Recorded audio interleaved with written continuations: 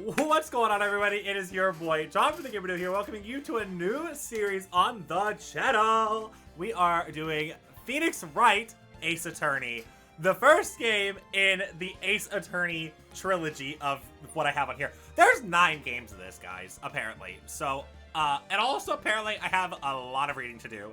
So we are gonna jump into it. I'm gonna make sure that I'm not like super duper hyped, but I might be because it's me. But yeah, let's go ahead and get this started. Episode 1, the first turnabout. Okay. Hopefully everything's going okay. I think it is. Play the first turnabout. Yes. Okay. I don't know why no was an option. Oh, achievement time. Okay. Start playing the Ace Attorney trilogy. Oh. Oh, there's already death and destruction. Oh, God. Damn it, why me? I can't get caught. Not like this. What? I've got to find somebody to pin this on. Someone like him. Oh, it's Pheonix Wright. Okay. I'll make it look like he did it. Okay. So... August 3rd, 9:47 a.m., District Court, Defendant Lobby, number 2. Okay. This is where it's gonna be interesting. I need to find an actual, like, voice for all of these, but I don't have any at all. Like, am I supposed to be like... This is where it's gonna be hard, because boy, am I nervous. Right. Oh, right! Oh, wait, no, you're not who I'm thinking. Okay, I don't know any of these characters. I'm all like, Maya, are you like the, who are you? Who, like, oh, okay, so she's the chief of the defendant office. Okay, cool. I'm thinking of the, like, there's this girl in, like, a, like purple. That's the girl I'm thinking. I don't know her name, it's fine. Oh, hiya, chief. Whew, I'm glad you made it on time. Well, I have to say, Pheonix, I'm impressed. Not everyone takes on a murder trial right off the bat like this. It says a lot about you. And your client as well. Thanks? Actually, it's because I owe him a favor. A favor? You mean, you knew the defendant before this case? Isn't that, like, not something you can do? I don't know. It's fine. Yes. Actually, I kind of owe my current job to him. He's one of the reasons I became an attorney. Well, that's news to me. I want to help him out in any way that I can. I really want to help him. I owe him that much. It's over. My life. Everything. It's all over. Is that your client screaming over there? Yeah, it's him. Death. Despair. Oh, I'm gonna do it. I'm gonna die. It sounds like he wants to die. Yeah. What? His name? Okay. I'm assuming it's like Buttes.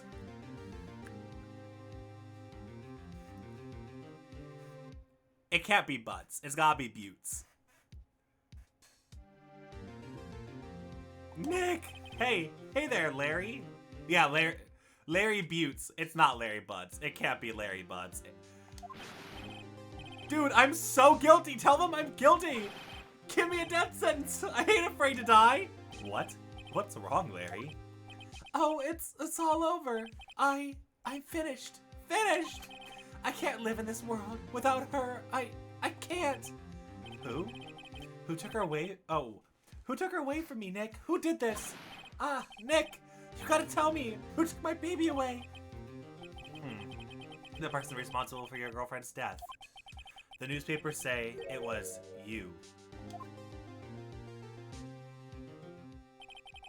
My name is Pheonix Wright. Here's the story. My first case is a fairly simple one. Okay, it's a murder case. A young woman was killed in her apartment. The guy that was arrested was an unlucky sap that was dating her. Larry Buttes. My best friend from grade school. Our school had a saying, when something smells, it's usually the buttes. Oh, no, it definitely is the butts. It's 100%. There's no way, right? I'm so... I'm so nervous. Okay, fine. In the 23 years that I've known him, it's usually been true. He has the knack for getting himself in trouble. One thing I can say, though, it's usually not his fault. He just has terrible luck. Facts. I feel that. I know better than anyone that he's a good guy at heart.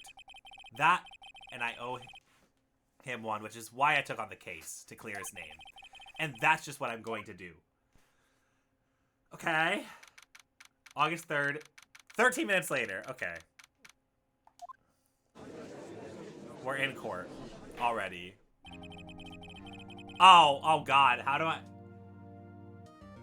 How? Oh, you're gonna be pivotal. Oh, you're gonna be an important enough character. I gotta actually have a defined voice for it. Okay, this is blind, y'all, okay? I don't know what's happening at all. Literally never played these games. Court is now in session for the trial of Mr. Larry Buttes. The prosecution is ready, Your Honor. The, defense is ready, Your Honor. Ahem.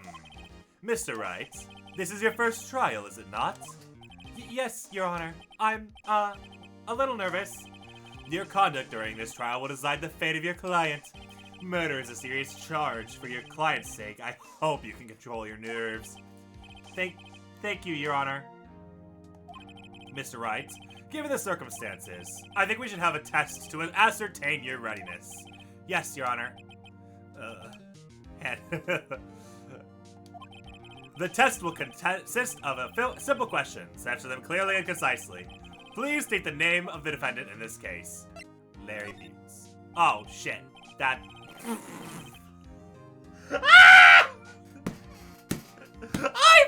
I so failed the readiness test! Wait, right? No, we're fine. Because he's the defendant, we're the defense attorney. We're fine. No, that's fine. Correct. Just keep your wits about you and you'll do just fine. Next question. Is this a murder trial? Tell me what the victim's name is. Whew. I know that one.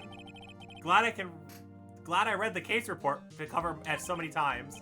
It's... Wait. Uh-oh. No. No way, I forgot. I'm drawing a total blank here. Pheonix. You're absolutely sure you're up to this?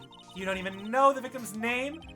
Oh, the victim? Of course, I know the victim's name. I just forgot, temporarily.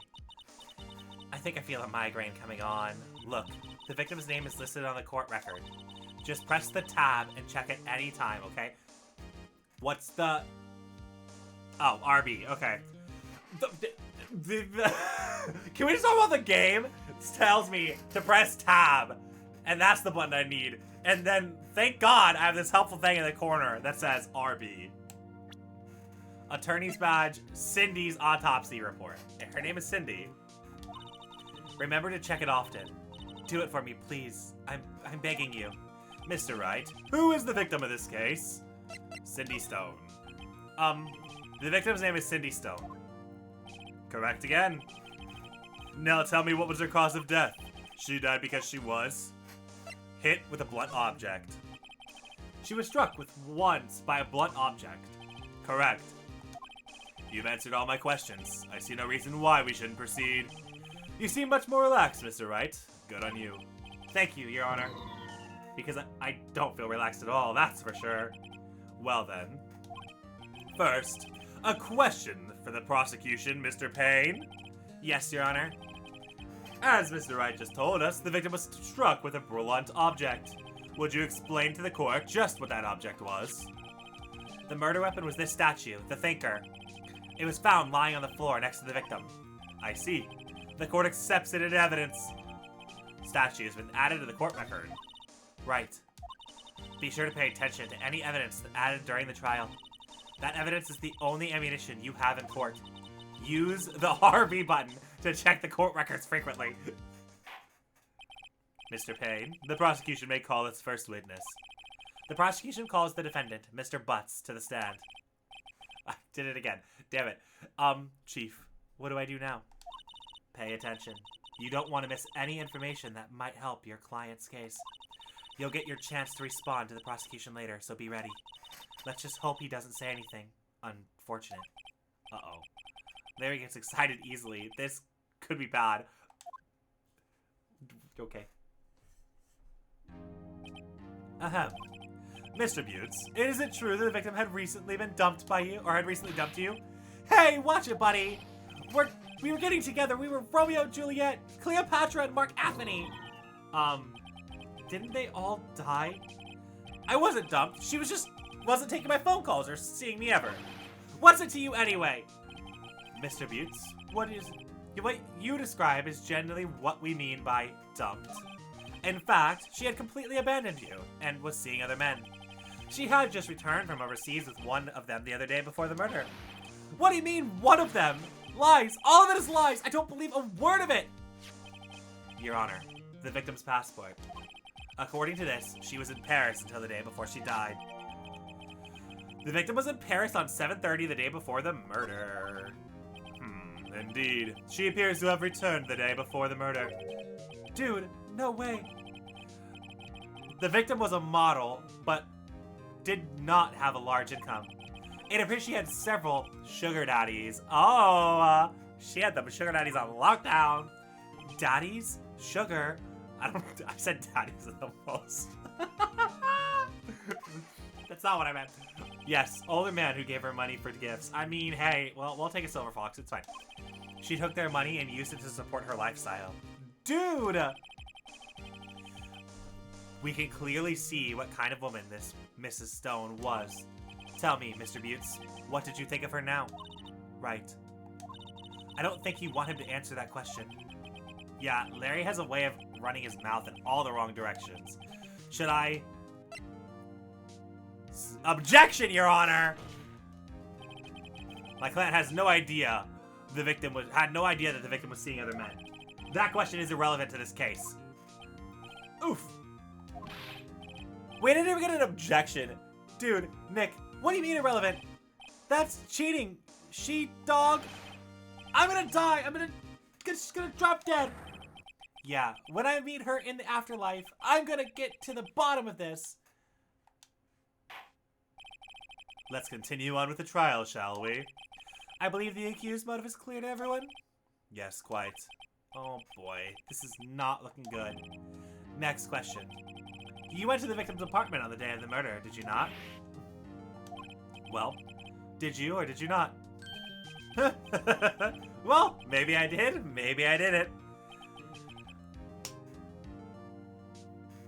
Mr. Larry Butts. That is not how you answer a question in trial, but I guess that's how you're gonna answer it and make us have so much of a problem. Uh-oh, he went. What do I do? Have him answer honestly. I know. I'll send him a signal. Tell the truth. Yeah, I was there. I went. Order! Well, Mr. Butts? Dude, chill. Oh my gosh. She wasn't home, man. So I didn't see her at all. Your Honor, the defendant is lying. Lying. The prosecution would like to call the witness to the stand to prove that Mr. Butts is lying. Well, that simplifies the matter. Who is your witness? Tell the man who found the victim's body just before making the gruesome discovery. He saw the defendant fleeing from the scene of the crime. Order! Order in the court! Mr. Payne, the prosecution may call its witness. Yes, Your Honor. This is bad. On the day of the murder, my witness was selling newspapers at the victim's building. Please bring Mr. Frank Sowitz to the stand.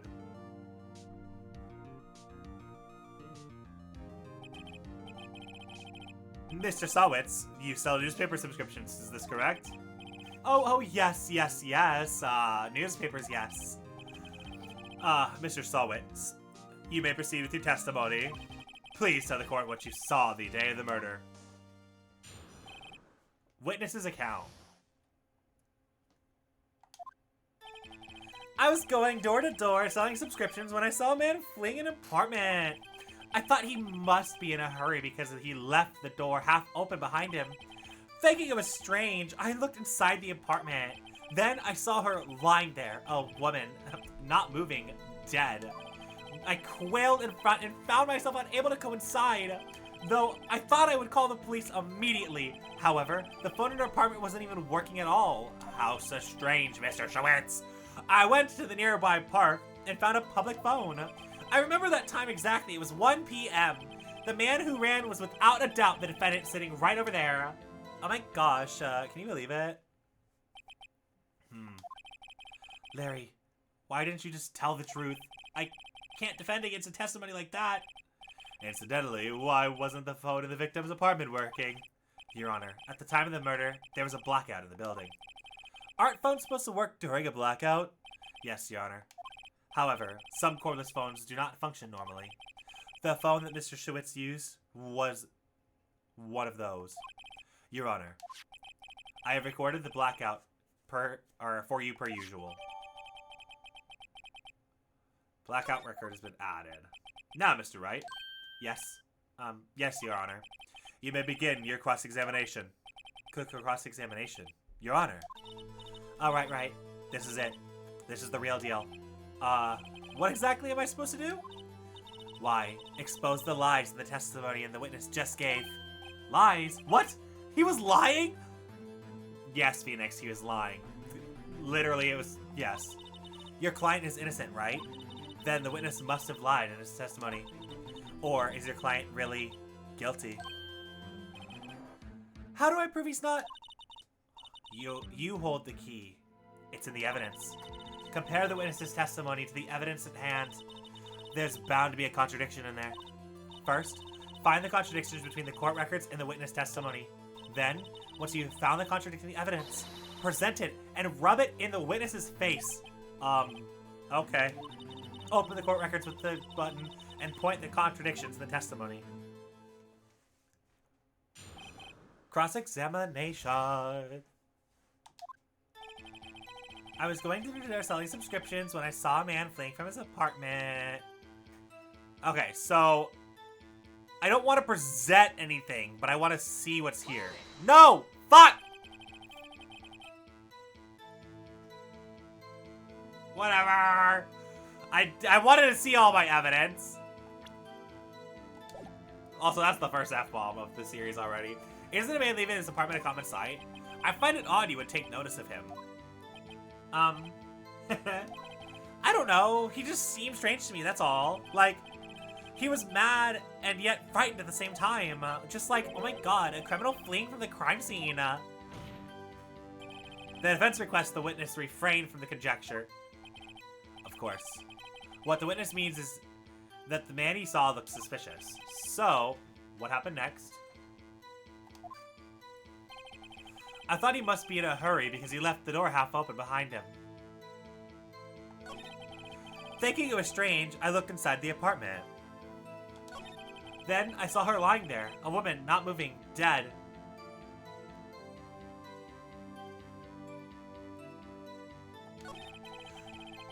I quailed in fright and found myself unable to go inside. I thought to call the police immediately. However, the phone in her apartment was not working. I could have just hit present. Wow, okay. See, there's where I need to contradict it. It's the autopsy report. I went to a nearby park and found a public phone. I remember the time was exactly 1 p.m. Objection!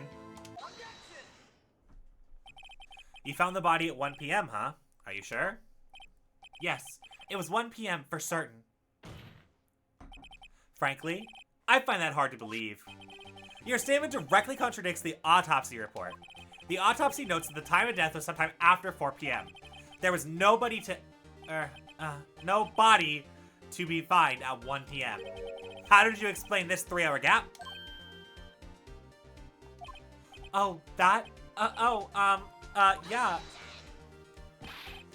This is trivial. The witness merely forgot the time. After his testimony, I find that hard to believe.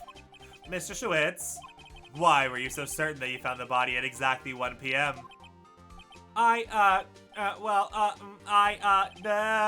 That's a really good question, Your Honor. Great job, Wright. You put him on the spot. That's all you have to do. Point out the contradictions. Lies always beget more lies. See through one and their whole story falls apart. Wait, I remember now. Oh my gosh. Would you care to give your testimony again? So that he's gonna lie again. Time of discovery is now the new thing. You see, oh my gosh, when I found the body, I heard the time. There was a voice saying the time. It was probably coming from the television. Oh, but, it was 3 hours off, wasn't it? I guess the victim must have been watching a video or a taped program. That's why I thought it was 1 p.m.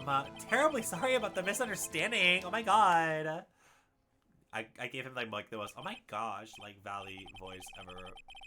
I see, so you heard a voice saying the time was taped on a taped program? Mr. Wright, you may cross-examine the witness now. Right. You know what to do. I've got this one. Cross-examination. Also should probably... Okay, so for y'all, I have the, in the background, I forgot I have Steam up, and it's like, I'm looking down, and I mean, there's a character that I've already seen, but I'm like, oh, isn't that like the Icon Daddy character? Yes, John, it's the Icon Daddy character. We don't know that the Icon Daddy character yet, so we probably shouldn't be staring at him. It's fine, you know, it is what it is. I realized I caught myself looking down and staring, and I'm like, oh, hi Steam, you're open. It's fine. It's okay. Time of discovery. Back on track. You see, when I found the body, I heard the time. There was a voice saying the time was probably coming from the television.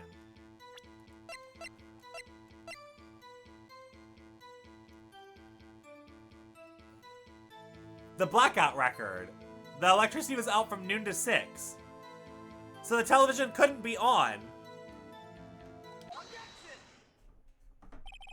Hold it right there. The prosecution said there was a blackout at the time of the body discovery. And this record proves it. You couldn't have heard a television or a video.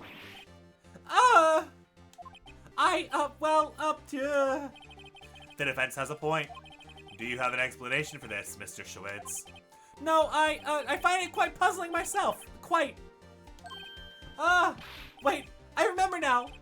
Mr. Schwitz, the court would prefer to hear an accurate testimony from the very beginning. These constant corrections are harming your credibility. That, and you seem rather distraught. My apologies, Your Honor. It must have been the shock of finding the body. Very well, Mr. Schwitz. Let's hear your testimony once more, please. Hearing the time. Actually, I didn't hear the time. I saw it. Oh my gosh. There was a table clock in the apartment, wasn't there? Yeah, there was like a murder weapon. The murder weapon the killer used to hit the victim. That must have been what I saw. Didn't... You saw a clock. I guess that would explain it. The defense may cross-examine the witness at this time. Gladly. Hearing the time.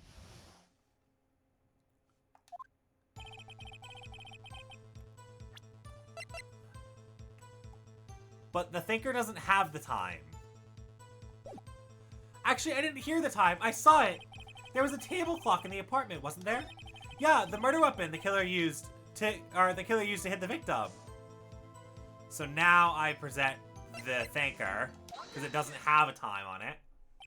Wait just a moment. The murder weapon wasn't a clock. It was a statue. Now, how is it supposed to be a clock? You with your objections and your evidence! Just who do you think you are? Just answer the question, Mr. Schwitz. Hey, I saw it there, okay? It was just a clock. Your Honor, if I may. Yes, Mr. Payne. As the witness stated, the statue is indeed a clock. The neck switch is a switch. You just tilt it, and it says the time out loud. As it doesn't look like a clock, I submitted it as a statue. My apologies. I see. So the murder weapon was the table clock after all? Well, Mr. Wright, it appears the witness's testimony was correct. This is the clock. Do you have any problems with his testimony now? No. I guess not. There was a clock on the scene, so no problem. Right. Are you out of your mind? The clock doesn't look like a clock at all. The witness couldn't have possibly known it was a clock just by seeing it. He said himself he never entered the apartment. It was in his testimony. Hey. Oh, you're right. Is there something the matter? Does the defense have anything to add? Yes, I do. The only way he could have known that the weapon was a clock was to hold it in his hand. Yet the witness testified he never entered the apartment. Clearly a contradiction. Indeed. The witness knew it was a clock because he went into the apartment. You're lying. You were inside the apartment the day of the murder. Oh yeah, prove it. Prove that I went in there. I'll do better than that. I can prove you were the one that killed her. You struck her in the head with the clock, and the shock of the blow triggered the clock voice. And that sound you heard? Order! Order in the court! Intriguing. Please continue, Mr. Wright. Yes, Your Honor. Mr. Schwitz, the sound you must have left quite an impression on you. Understandable, since the murder weapon spoke as you hit the victim. That voice burned into your mind. That's why you were so certain about the time. Well, what's the meaning of this? This is all just baseless conjecture. Baseless? Just look at the witness's face. Okay, that technically doesn't prove anything, but okay, Pheonix. Would the witness care to elaborate? Did you just strike the victim with the clock? That day, I never. Look, the clock, I heard, no, I saw,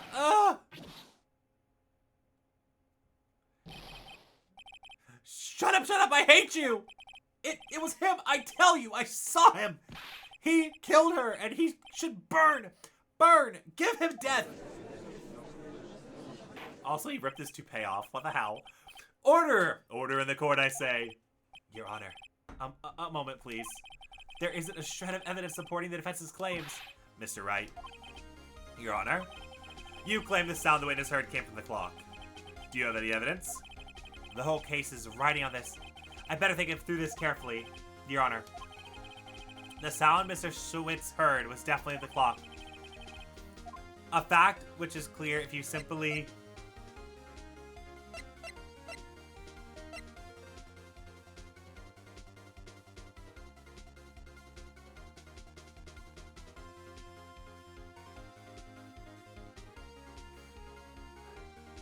Sound the clock? Let's sound the clock now, here in the court. Your Honor may have the clock. I asked the court to listen very carefully. I think it's 8:25. It certainly is strange. It certainly is a strange way to announce the time. Well, he is the thinker after all. So, we've heard the clock. What are your conclusions, Mr. Wright? Mr. Payne, can you tell me what the time is now? It's 11:25. Ah! As you can see, this clock is exactly 3 hours slow. Precisely the discrepancy between Mr. Schwitz, or what Mr. Schwitz heard, and the actual time of death. So, Mr. Schwitz, try and talk your way out of this one. You forgot one thing. Huh, what is he talking about now? Well, it may seem like that clock is running 3 hours slow. It proves nothing! Nothing! How do you know it was running 3 hours slow the day of the murder? If you can't prove that, you have no case! He's right. How am I supposed to prove that? Damn it, I was so close. Mr. Wright, it seems your lack of critical evidence to support your claim. Yes, Your Honor. This means I cannot let you indict the witness. Unfortunately. This ends the cross-examination of Frank Schwitz. I come all the way down here to testify, and look what happens! You treat me like I'm a criminal! A criminal! Your lawyers are all slime! I almost had him. Sorry, Larry. I failed you. There's nothing I can do about it now. Did I just, like, I didn't lose yet. Not so fast, Mr. Switz. Oh, what? Maya? Maya, I mean, Chief? Listen up, Wright. Don't throw this one away. Not like this. Think. But Chief, it's over. I can't prove the clock was slow the day of the murder. Nobody can prove that. Well, yes. But that doesn't mean you can't still win. Try thinking out of the box. Don't waste your time doubting the facts. Assume the clock was 3 hours slow and think through it. Ask yourself, why was the clock 3 hours slow? Figure out the reason and you'll have your proof. Right? Right? Can you think of a reason why the clock would be 3 hours slow? Wait! Maybe I can prove it! You must have evidence somewhere that can prove it, right? Find it and let him have it. Well, Mr. Wright, you say the clock was already running 3 hours slow the day of the murder. Have you found the evidence to support this claim? Of course. There's a piece of evidence in the court record that can prove my claim beyond a doubt. Huh? Tough words. Let's see, pull this one off. Let's see the evidence that proves why the clock was running 3 hours slow.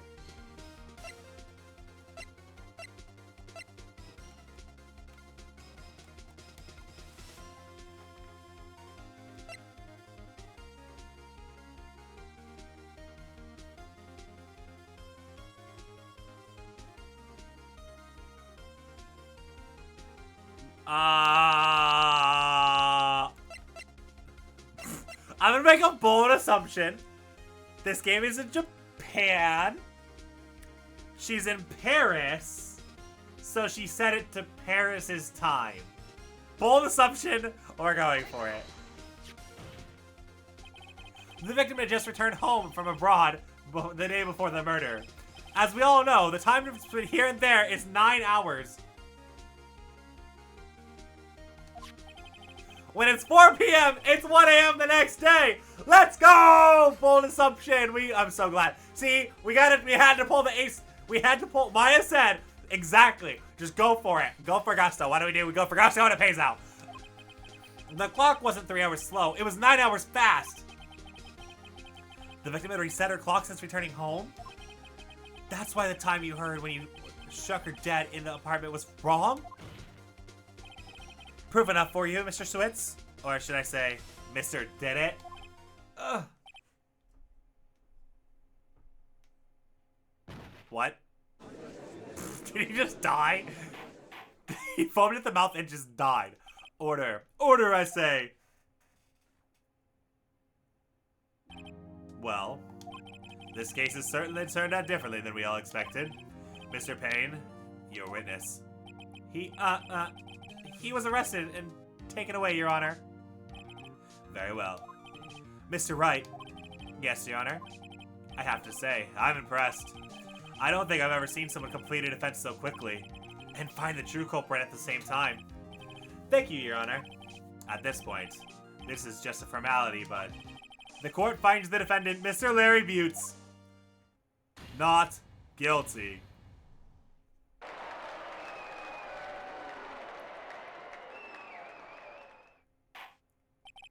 And with that, this court is adjourned.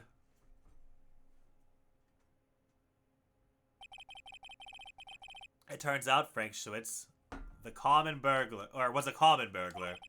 He posed as a newspaper salesman to check to see if people are out of the house. That day,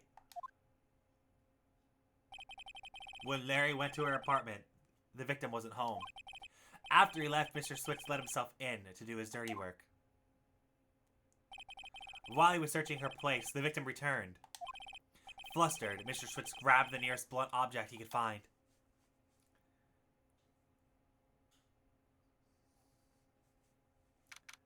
August 3rd, 2:32 p.m.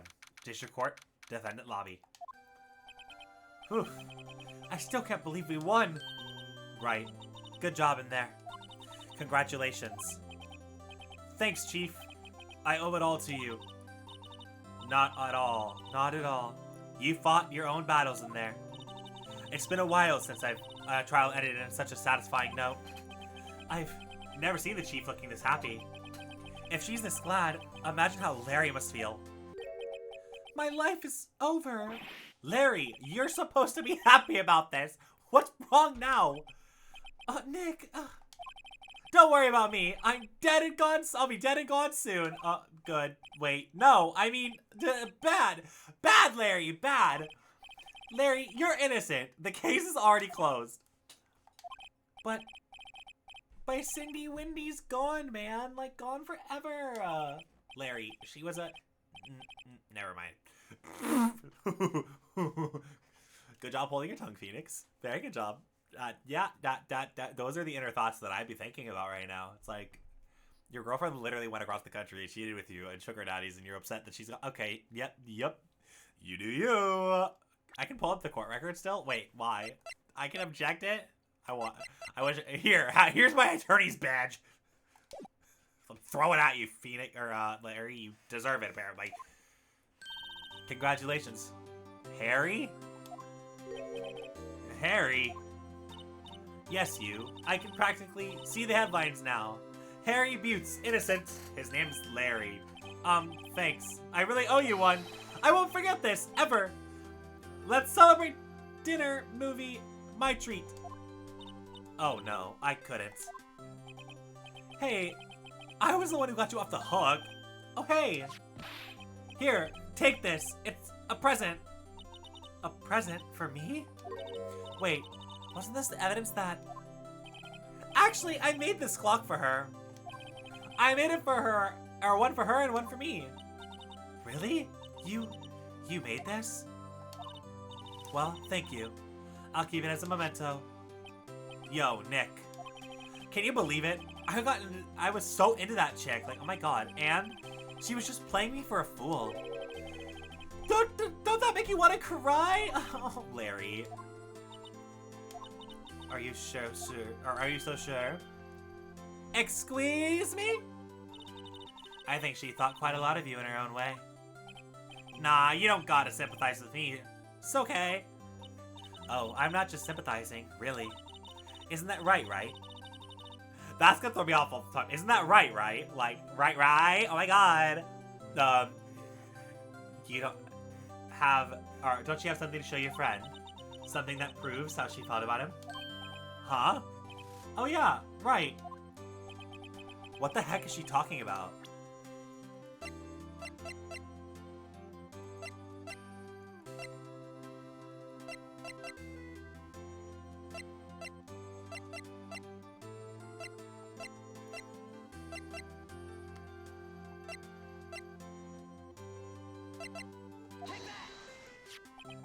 Check this out, Larry. Proof positive you weren't just some chump to her. Huh? What about that clock? This is the clock you made for her, Larry. And she took it with her when she traveled. Whatever, she probably just needed that clock, that's all. You think so? It's a pretty heavy clock to take traveling. Well, make of it what you will. Hey, Nick. I'm glad I asked you to be my lawyer. Really, I am. Thanks. I hope that made him feel a little bit better. Right. I hope you see the importance of evidence now. Also, hopefully you realize things change depending on how you look at them. People, too. We never really know if our clients are guilty or innocent. All we can do is believe in them. And in order to believe in them, you have to believe in yourself. Right. Listen, learn, and grow strong. Never let go of what you believe in. Never. Well, I think our work here is done. Shall we be off? Yeah, I guess so. Say, how about dinner? On me? We'll drink and toast to an innocent Buttes. Yeah. Oh, speaking of Harry, you were saying part of why you became a lawyer was because of him. Yeah, part at least. You have to tell me more about that sometime. Maybe over some drinks? You're getting asked out! Pheonix! Oh my gosh, good job, buddy. And so, my first trial came to a close. Larry slapped me on the back and said, "Gee, Nick, it's good to have friends, but I'm pretty sure he's not going to pay us unless you count the clock he gave Maya." Or, is it Mia or Maya? It's... I don't know. I didn't know it then. But that clock was soon going to be at the center of another incident, and my promise to tell the chief about me and Larry would be one promise that I wouldn't be able to keep.